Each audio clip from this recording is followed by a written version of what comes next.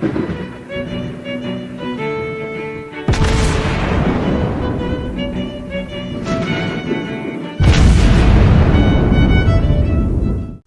everyone, and welcome back to World of Warships Blitz with Terry. Today I want to talk a little bit about premium ships, because this is actually a recurring question that happens to come up in the comment section all the time.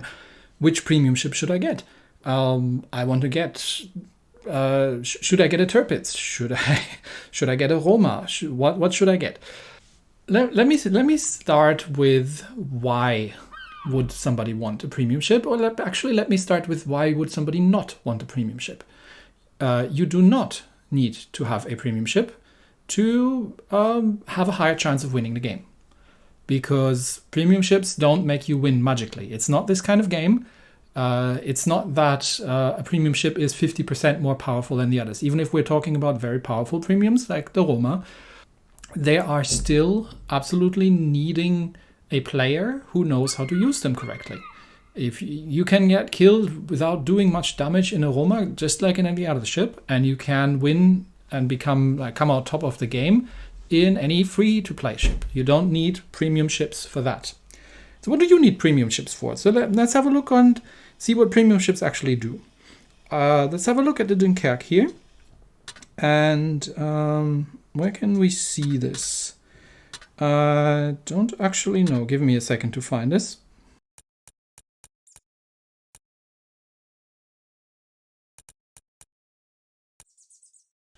Okay, it actually says over here. Premium ships come with a free ship slot in the port, and they gain 25% more silver and XP from battles. That's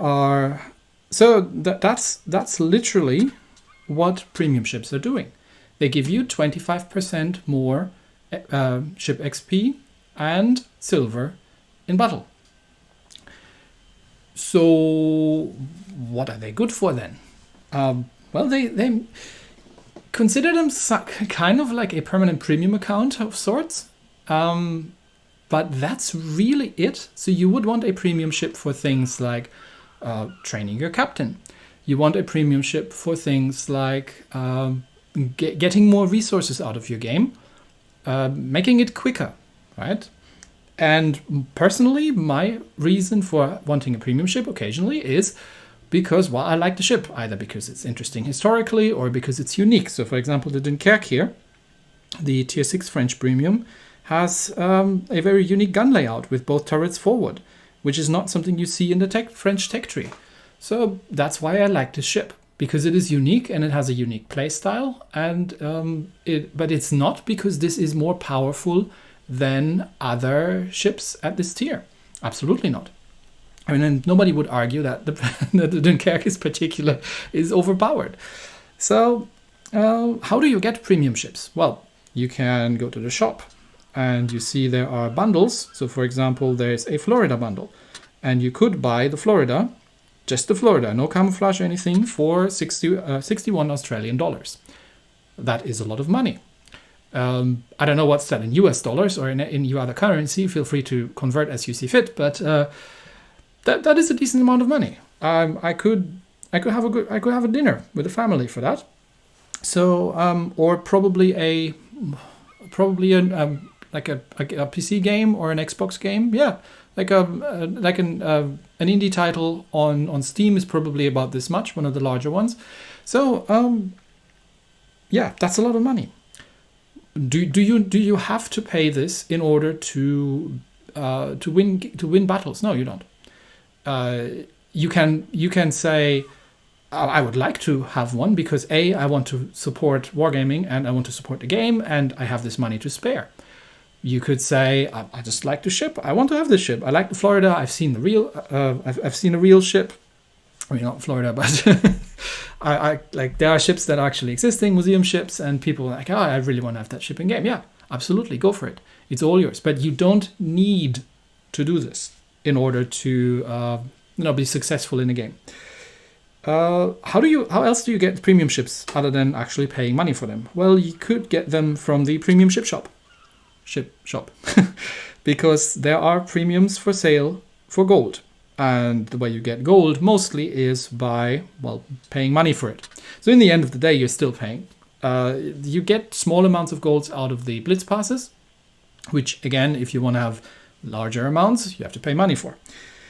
So, but that's one way to get them. You can get them from the shipyard, and you can buy them for resources. So for example, if you wanted to have the Vanguard, it costs 60 copper. See, copper is relatively easy to get. You get copper out of battle honors. So I mean, I'm looking at the Dunkerque here, but you get this from every Tech 2 ship as well, starting at tier 7, I think. If you complete the battle honors, I think you mostly get copper and probably something else in the higher tier. So I would have to check. But you can also get it out of events, out of the Blitz pass, things like that. So that's another way, getting resources to buy yourself a premium ship in the shipyard. You can obviously get premium ships out of crates. A crate costs $1,500. Like I say, if I look at the Colbert crate here, which costs 1,500 gold, not $1,500, 1,500 gold, and gives me, and you see that up there, a 0.94% chance of getting a Colbert. Now, if I look how much 1,500 gold costs, round about 8 Australian dollars in a cookie for a 0.94% chance to get a Colbert. If you want, and you have the money to spare, and you're not, starving, and you want to spend that money, be my guest. I'm not telling anybody not to do it, but these are ways you get premium ships. There are other ways you get premium ships. Blitz passes have premium ships in them sometimes. They're usually mid-tier. You get premium ships out of the mission crates. I don't think this current, So this current mission crate here that I am on, once I get 30 more whatever medals things that is here, I can open this crate. And this crate contained, or premiums that I already have, but this crate contains things like the Arkansas, or the Ubari, which is a very, very good premium, or the Campbelltown, or the Kateri, or the Aurora. So these are lower tier premiums that you can get out of these crates. So this you literally just get that for playing the game.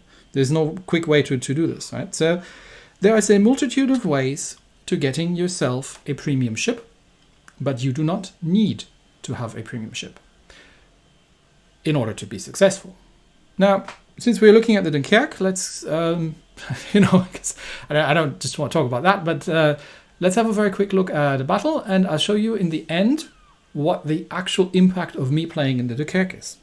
We are playing on Bay of Storms, and there's another premium ship in the enemy team, the Prinz Eitel Friedrich, which was in one of the Blitz passes. But other than that, it's just your stock standard mid-tier game. Bunch of tier 5s and tier 6s. So yeah, let's go. We've got Nicholas, Farragut, Omaha, Bertin, König, Fuso, and Eitel Friedrich. Good mix. I've been getting really good. I don't know if something's changed with the matchmaking, but I've been getting really well mixed and balanced games recently. So that was actually quite nice to see. So what do we do in the Dunkerque, given that the Dunkerque is, well, it's a pocket Richelieu, really. You move forward, and the detection range is obviously atrocious in this ship, even with the historical camo on it.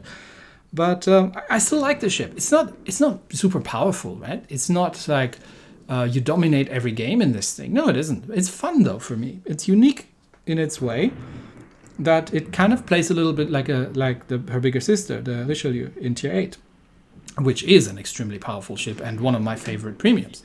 And I really am happy that I have the Richelieu. But it's not that I couldn't win a game in a non-premium ship, and even against other premium ships, All right, so we've got something to shoot at. Fuso.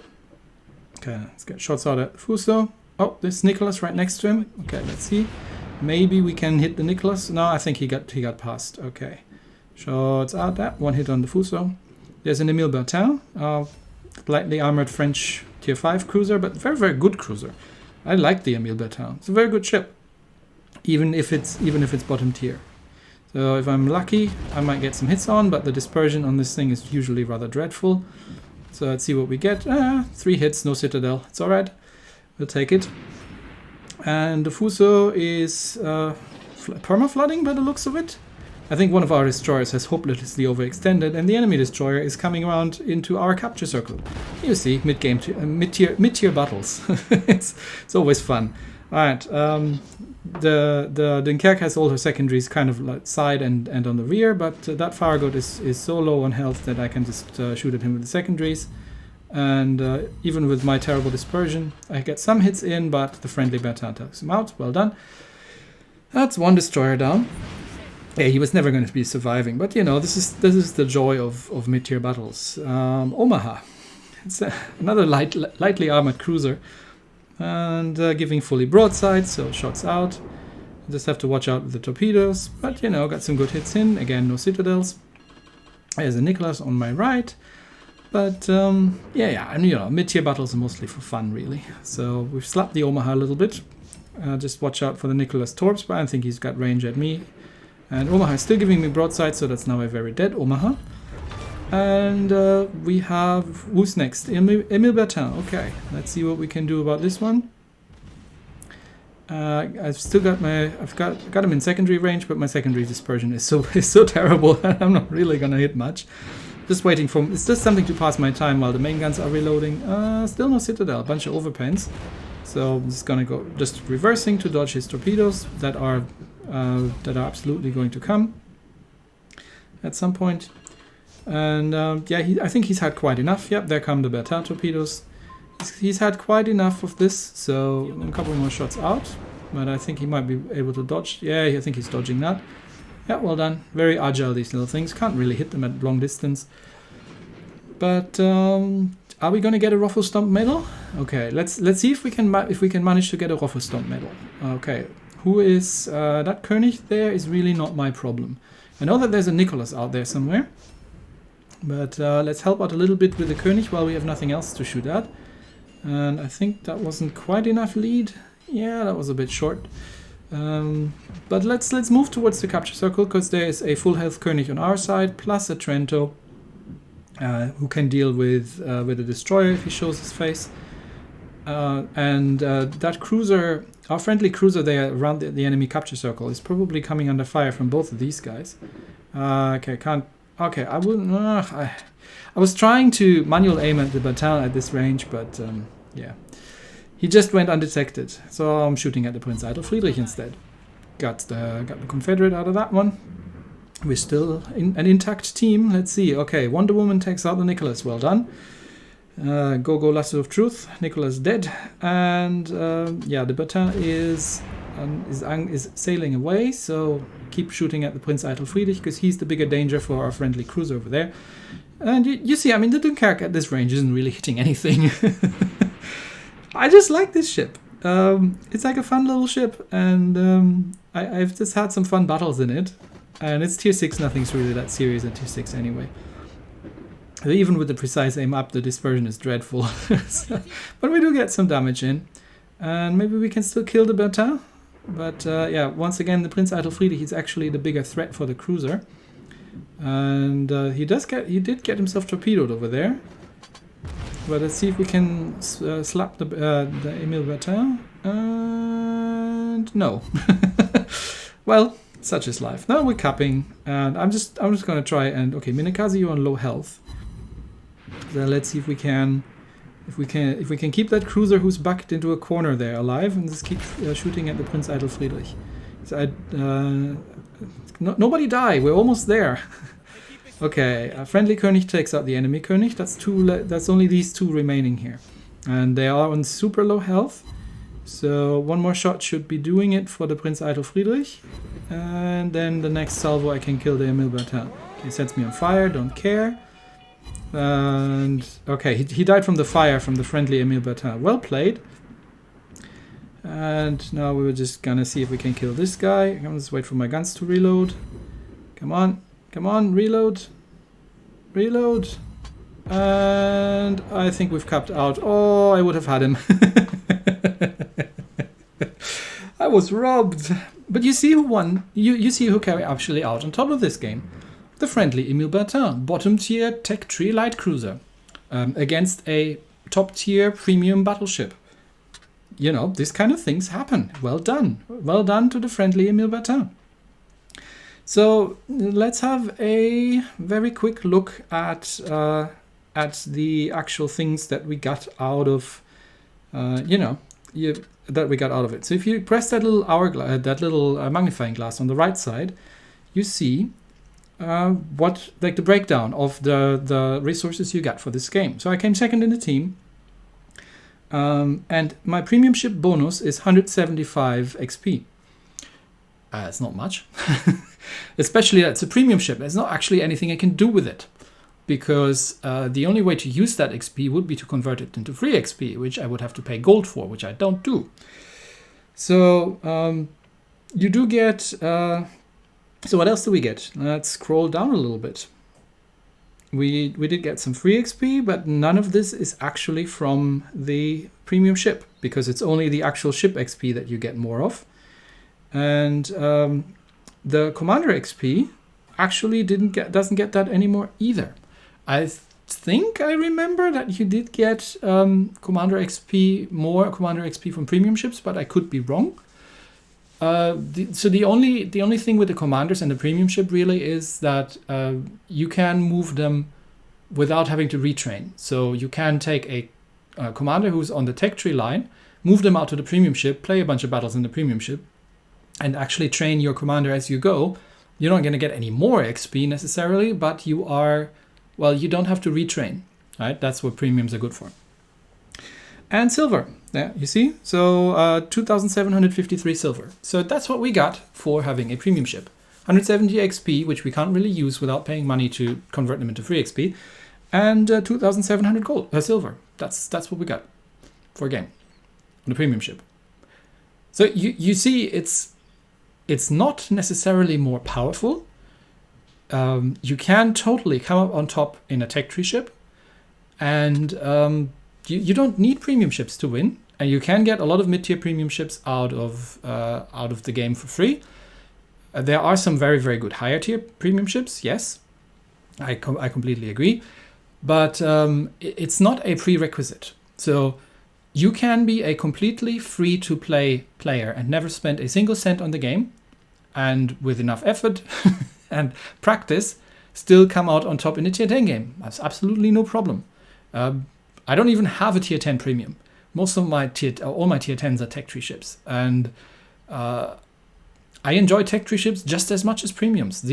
Again, really, the reasons for me I buy a premium is mostly because I like the ship, and I have the money to spare, and at that time it doesn't hurt me, and I want to support the game and keep it free for everybody. That's my personal reason. Yeah, that's really what it comes down to.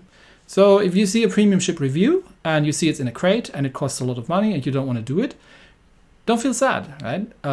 Ships show up in the shipyard. You can get other premiums at times, sometimes from a bundle if you want to spend the money. But if you don't want or can't, then don't feel left behind, because you can totally play excellent games and come out on top of your team in a tech tree ship, even if you're bottom tier, as you've just seen. All right, that's it for today. Thanks, everybody, and I'll see you next time. Bye.